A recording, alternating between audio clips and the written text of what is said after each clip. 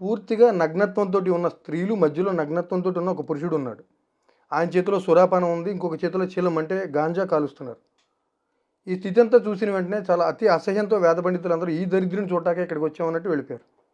కానీ అందరూ వెళ్ళిపోయిన తర్వాత మూల ఒకే ఒక వ్యక్తి మిగిలిపోయి చూస్తున్నాడు. ఆయన్ని పిలిచి ఆ యువకుడు అడిగాడు, ఎవరైతే స్త్రీల మధ్య ఉన్నాడో ఆయన అడిగాడు, అందరూ పోయిన తర్వాత నీకు ఇక్కడ పని ఏంటి? నువ్వు చూసావుగా ఇక్కడ నీకు నచ్చినట్టు ఏది ఉండదు, ఇక్కడంతా ఇలాగే ఉంటుంది. ఆయన అడిగింది ఏంటి అంటే, మీ చేతిలో ఉన్న గ్లాసు దానికి అంటే ఏదైతే సురాపానం మీరు సేవిస్తున్నారో ఆ విధమైన స్థితి నేను మీలో చూడలేకపోతున్నా. నగ్నత్వం అంటే భగవంతుడు ఏదైతే తత్వం ఇచ్చాడో దానికి చిహ్నం, దాంట్లో కూడా చెడు చూడలేకపోతున్నా. మీ చుట్టూతో ఉన్న ఏదైతే స్త్రీలు ఉన్నారో నగ్నంగా వాళ్ళందరూ మాతృమూర్తులు, నాకు దాంట్లో అయితే అది చూడగలుగుతున్నా.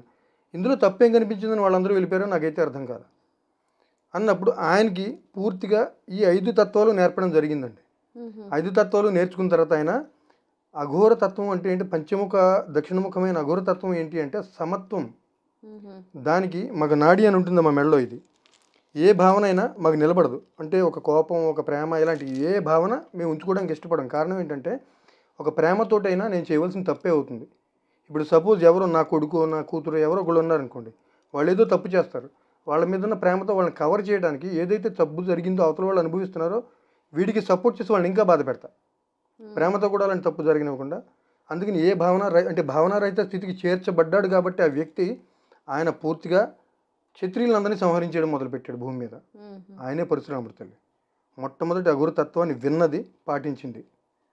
ఇంత భయంకరమైన స్థితి జరుగుతుంది కాబట్టి గురు దత్తాత్రేయ ఏం చేశారంటే ఈ 5 తత్వాలని కలిపి ఒక సెక్ట్ కింద తయారు చేసి అందులో 4 తత్వాలను విడదీసి యోగ సాంప్రదాయం, దక్షిణముఖం మొత్తం సంబంధించిన పూర్తి జ్ఞానాన్నంతటిని అఘోర సాంప్రదాయం కింద మార్చడం జరిగింది.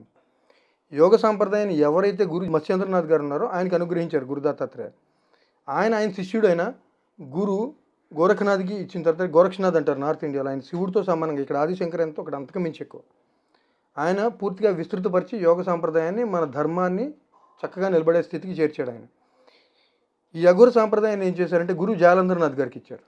గురు జాలంధర్నాథ్ గారి నుంచి ఆయన శిష్యుడైన గురు కానిఫనాథ్ స్వీకరించి పూర్తిగా ఒక చక్కటి సిస్టమేటిక్ వ్యవస్థను ఏర్పాటు చేశాడు. అంటే క్రమబద్ధీకరణ చేసి అఘోర తత్వాన్ని అద్భుతంగా మార్చాడు.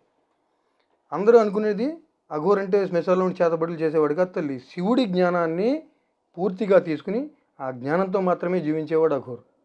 ఈ అఘోర సంప్రదాయం ఏ యుగంలో మొదలైందంటారు? శివుడి నుంచి. ఎందుకంటే మీరు ఏ శివుడి గుడికి వెళ్ళినా ఒక పదం వింటూ ఉంటారు, అఘోరేభ్యో తఘోరేభ్యో. మాత్రం శివుడి నుంచి మొదలైంది. అంటే అనాది కాలం నుంచి అంటారు. ఆ దక్షిణముఖ తత్వాన్ని ప్రతిసారి ఫాలో అవుతూనే వస్తున్నారు, వాళ్ళని అఘోరులను పిలువబడతారు. కాదు, ఒక డౌట్ అండి. అంటే గురువులు ఎవరు లేరు అని అంటారు కదా, శివుడే గురు పరంపరకు ఆద్యుడు కదా, ఆదిశంకరాచార్యులుగా, దక్షిణామూర్తిగా. మరి అలాంటప్పుడు ఆ శివుడి తత్వాన్నే మీరు తీసుకున్నప్పుడు మరి శివుడే గురువు అవుతారు కదా. కానీ గుర్తుపెట్టుకోండి తల్లి, అందరికీ అమ్మలుగా నమ్ముంది, కానీ మనకి అమ్మ అని చెప్పి మీరు ఇంట్లో ఉన్న అమ్మని ఎందుకు పిలుస్తున్నారు? కారణం ఏంటంటే ప్రత్యక్ష అనుభవం మీకు కూడా ఉండాలి కదా. అందుకని చెప్పి ఆ శివుడే గురు రూపంలో మా మందుడున్నాడని ఎందుకు అనుకోకూడదు మేము? అంతే కదా తల్లి. ఎందుకంటే శివుడున్నాడు చాలు కదా. అంటే అందుకనే మా మొట్టమొదటి గురువు ఎవరు అంటే ఆదినాథ్ భగవాన్. ఆదినాథ్ అంటే శివుడే. ఇందాక మీరు ఉన్నప్పుడు ఆదేశ్ అంటాం వింటూ ఉన్నారు. ఆదేశ్ అంటే అర్థం ఏంటంటే ఆది ఈశ్వర్. ఆయన అనుగ్రహం లేనిదే మా ఎదురుగుండా ఒక మనిషి రాబడ్డు, అతనితో ఒక మాట జరగదు, అతని చేతి నుంచి మాకు ఏది అందదు. అంటే మేము వస్తువుకైనా మనిషితో మాట్లాడడానికైనా ప్రతిదానికి ఆదేశం ఎందుకు చెప్తామంటే ఆయన అనుగ్రహం నుంచి పొందుతున్నాం కాబట్టి. ఆయనే మాకు, కానీ మా గురువు కూడా ఆయనే.